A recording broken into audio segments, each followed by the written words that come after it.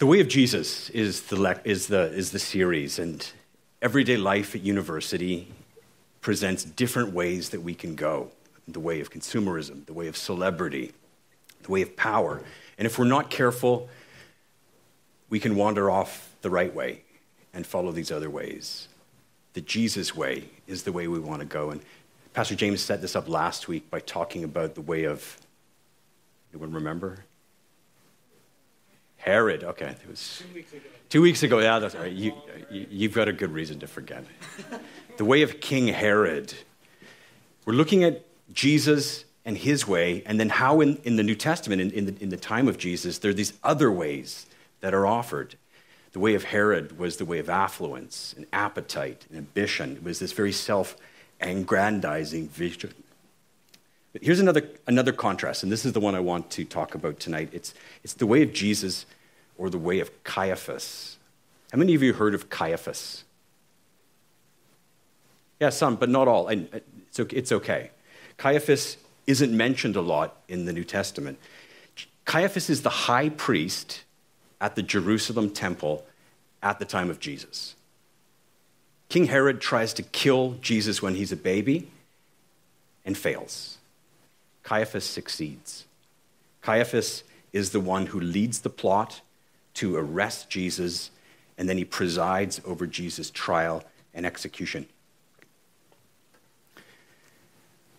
Then the chief priests and the elders of the people assembled in the palace of the high priest, whose name was Caiaphas, and they schemed to arrest Jesus secretly and kill him. But not during the festival, they said, or there may be a riot among the people. Caiaphas is not mentioned often in the Bible. In fact, he only has one spoken line, and I'll mention it later. And yet he's everywhere behind the scenes.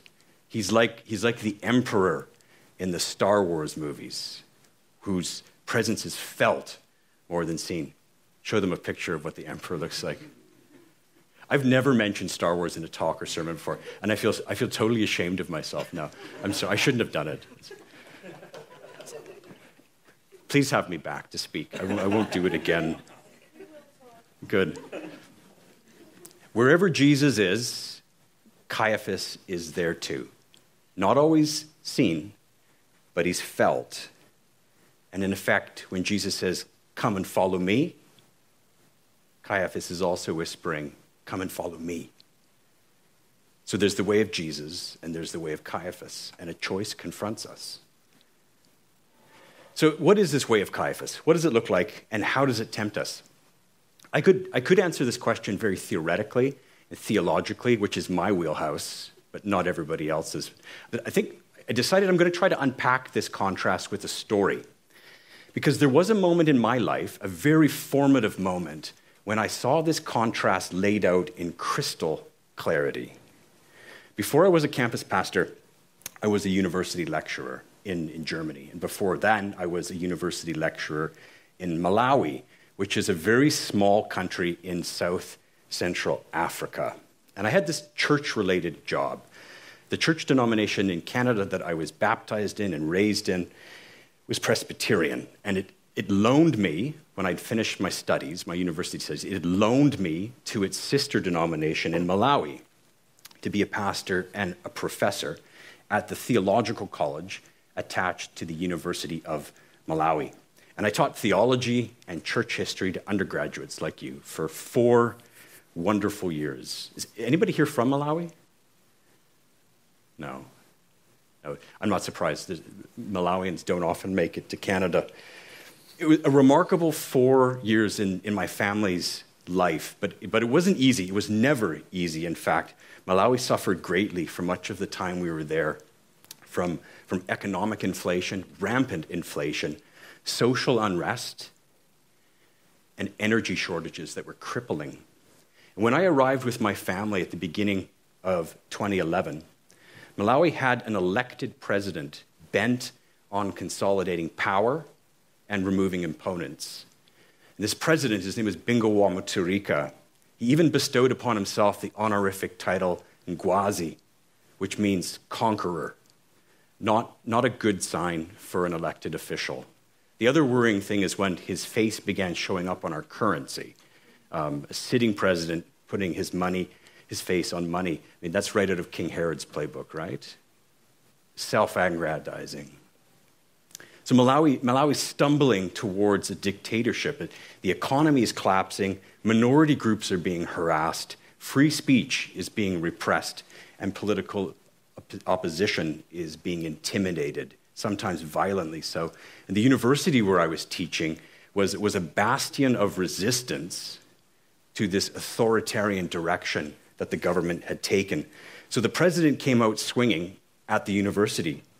He started cutting funding. And then, imagine this. He made it a criminal offense for a professor to criticize the president or any of his policies. It was a criminal offense to even say, I don't like what you're doing.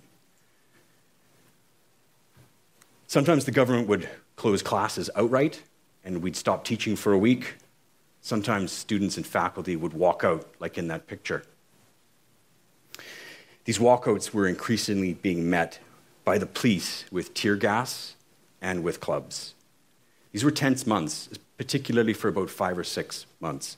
And my daughter, who's now 16, this was 10 years ago, she still remembers me dropping her off at the little international school on the edge of the campus, and the tang of tear gas and the sound of police whistles floating through the air. Now, I was told by my bosses in Canada to keep my mouth shut for the most part because I was a guest in the country. And I think for the most part that makes sense, especially if you're white. We have a history of interfering in other people's countries. It's good to be quiet and not say anything. But one day I couldn't not say anything, though. I was working in my office on some lectures on a day when nationwide protests were taking place. And then the president, and on campus, a student-led peaceful protest was happening, not unlike the picture there. It wasn't that exact picture, but it looked like that. Against this peaceful protest, the president called in the army, and things escalated. Students were attacked, tear gas was pumped into the crowd, and then protesters began responding with rocks, and very quickly Coke bottles get turned into Molotov cocktails. If you've ever seen a riot take place, it's remarkable how fast a soft drink bottle turns into a Molotov cocktail. The school called. All the kids were being told to go home. Parents had to go get them, so I needed to get back to my kids fast. So I leave my office and I start jogging over to my Land Rover, and I see this group of about 10 students come running across the campus lawn, and they're pursued by 5 soldiers who are armed. And they corner them just outside my office, and the soldiers point their guns at them, and they draw their clubs. And I walk in between the soldiers and the protesters, and I face them to try to calm them down. Mulibanji Bambo starts speaking the local language, and I speak it so badly and with such a thick accent that the soldiers start to smile, like they're laughing at me. And this dispels the tension. And I was a little nervous because I've got AK-47s pointing at me. But I knew they wouldn't touch me. I have a Canadian passport, right? That's this privilege in this world. I talk long enough for the students to get away. It was a close call for those students, but they were lucky. That day in Malawi, 18 students were killed. They were shot dead. A couple of days later, we're still reeling mentally and spiritually from what took place, and we're grieving these young lives lost. And the country's in lockdown, and we're afraid. And I drop my 2 kids off at school, and then I run into a professor from the University of Malawi. And I know him a little bit because our daughters are in the same grade at school.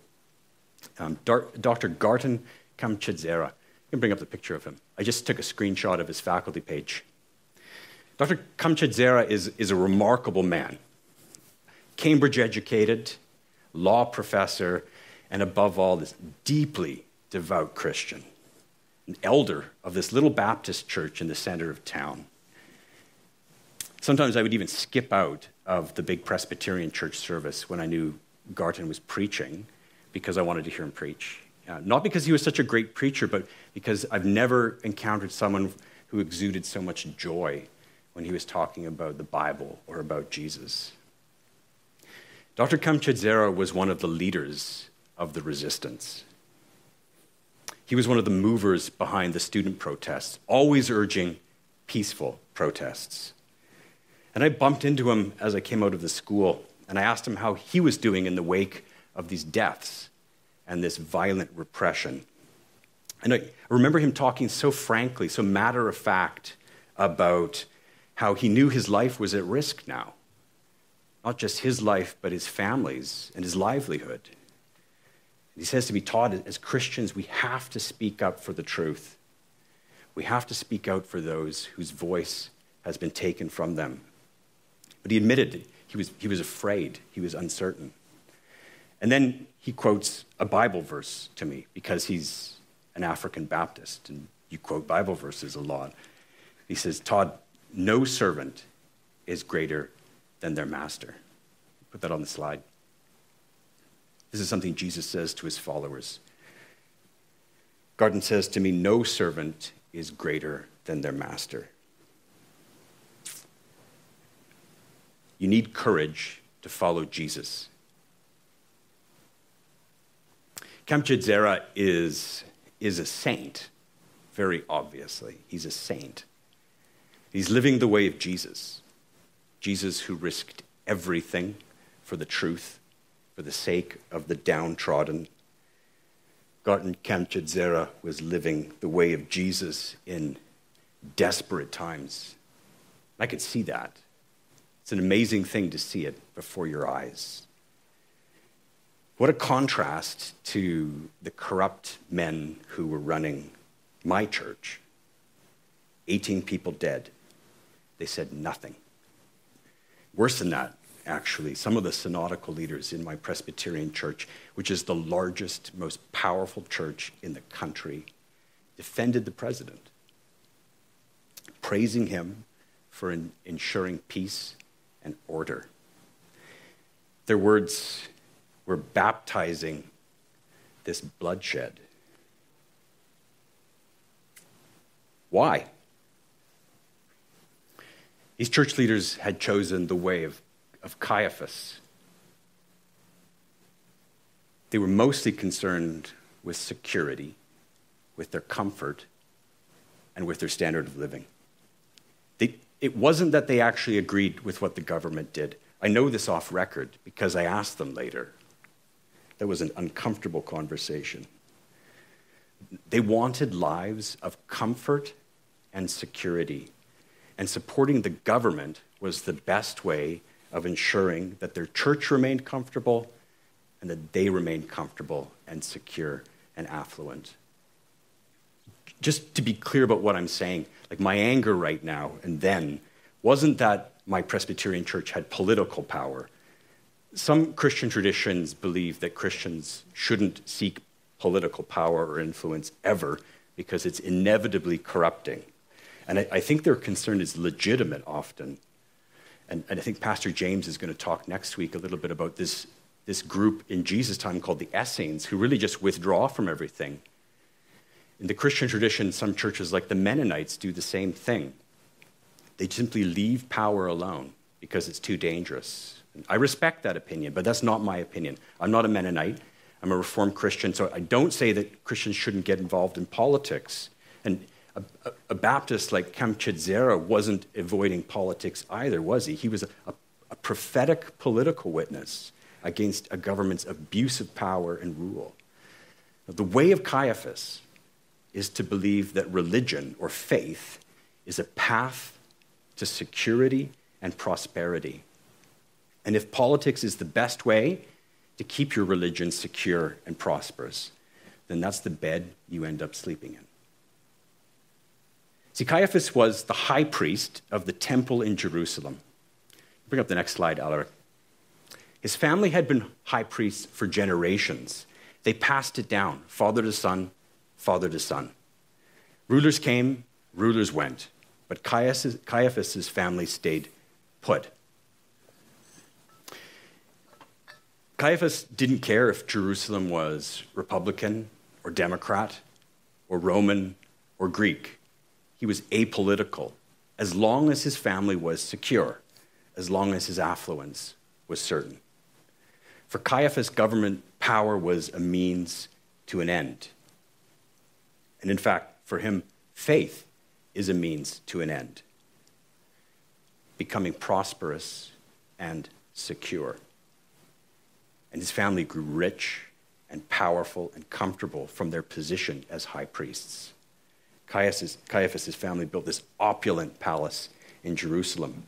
And the picture on my left here is of a modern-day cathedral built on the ruins of Caiaphas' palace, just to give you a sense of how large it was. This picture on my right is Caiaphas' ossuary, where his bones would have been placed when he died.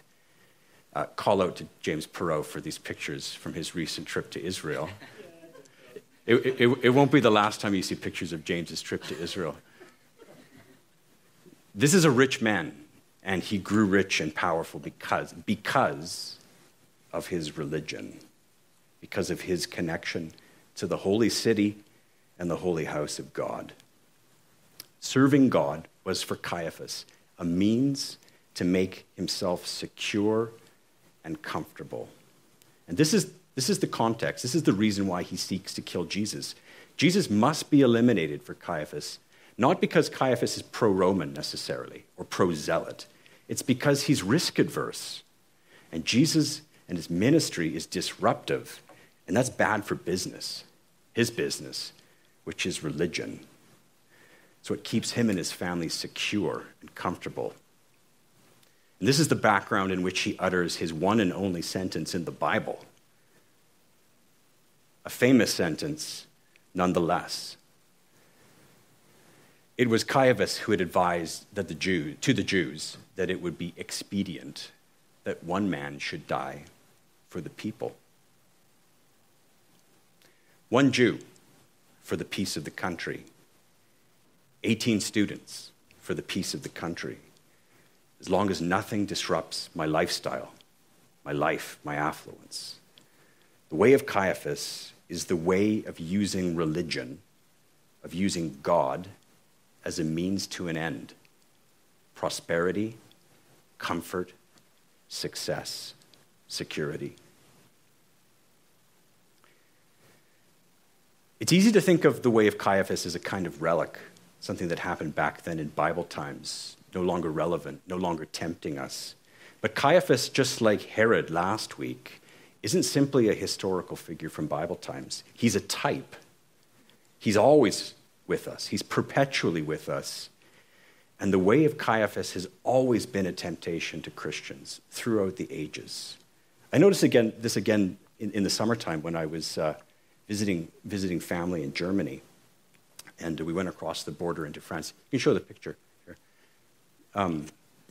I get to show some pictures from my summer vacation too, okay?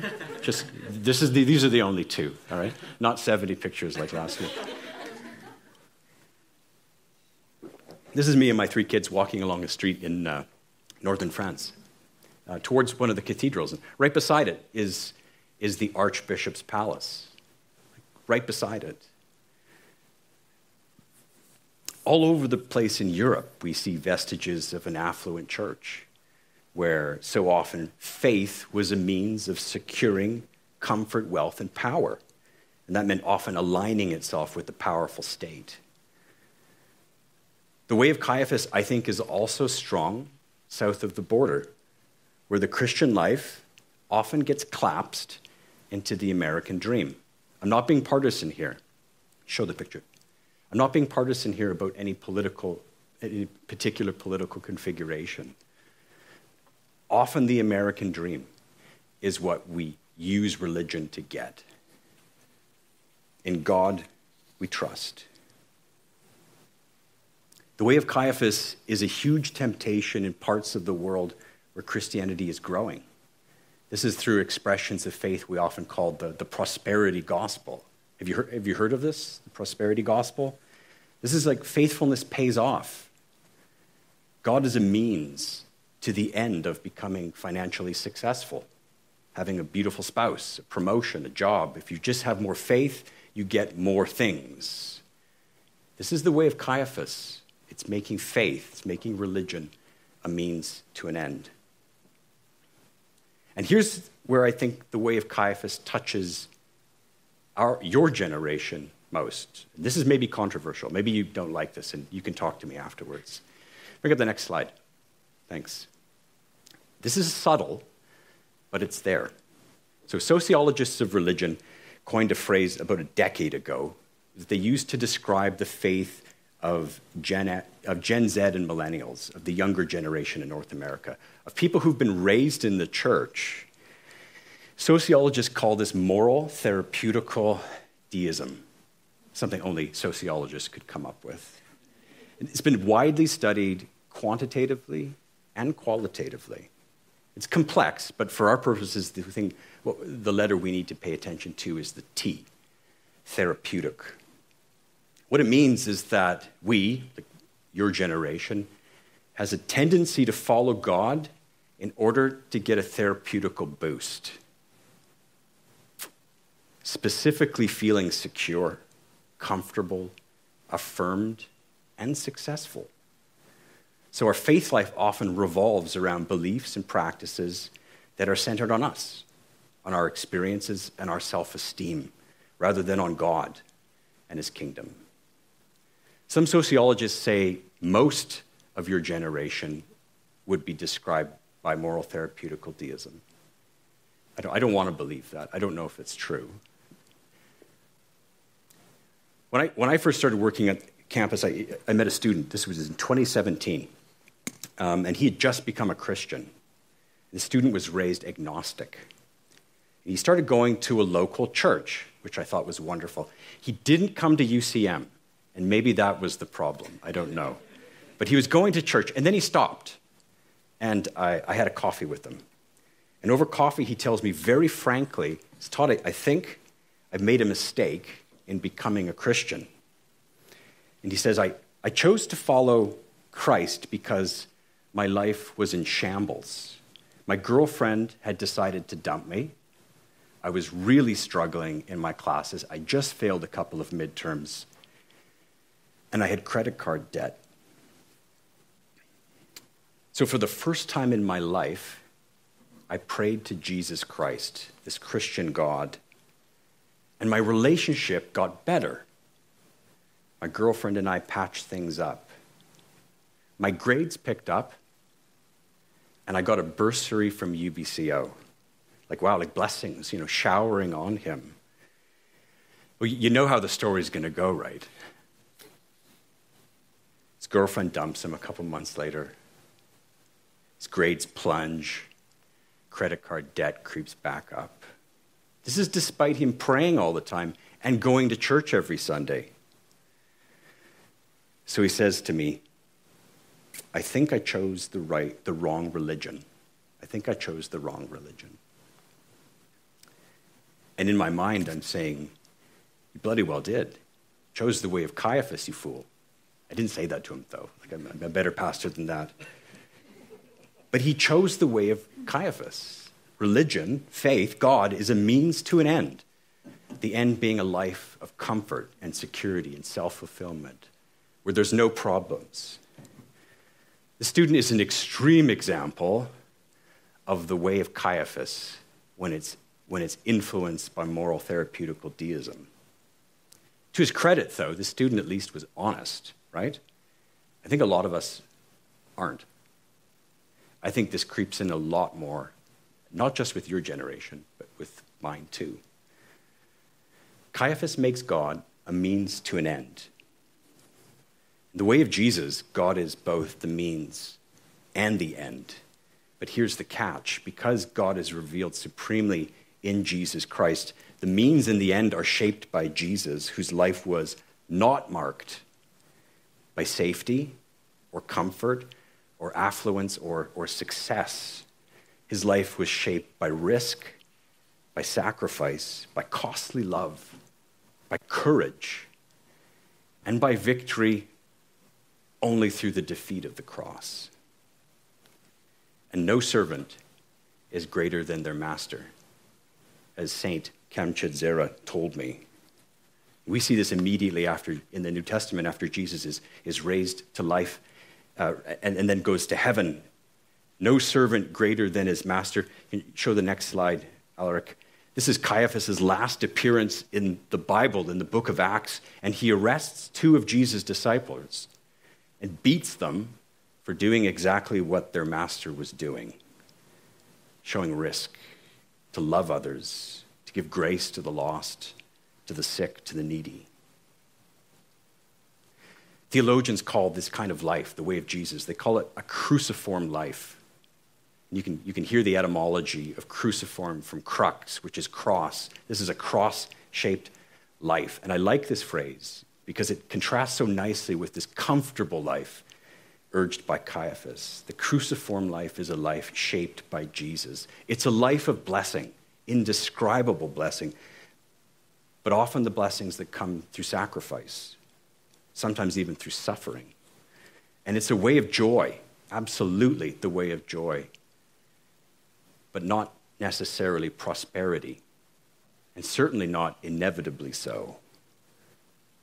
The Jesus way, this cruciform life, it forsakes this shaky security urged on us by money or status or education for the true security of being loved by God and accepted unconditionally by him because of the cross and resurrection of his son, Jesus Christ. So I tried to talk this student out of the way of Caiaphas. And I quoted two things to him, and I think it backfired. The first is this astonishing and really offensive remark that Jesus makes to his disciples. Whoever wants to save their life will lose it, but whoever loses their life for me will find it. And this is this great paradox at the very heart of the way of Jesus. To lose your life is how you really find it.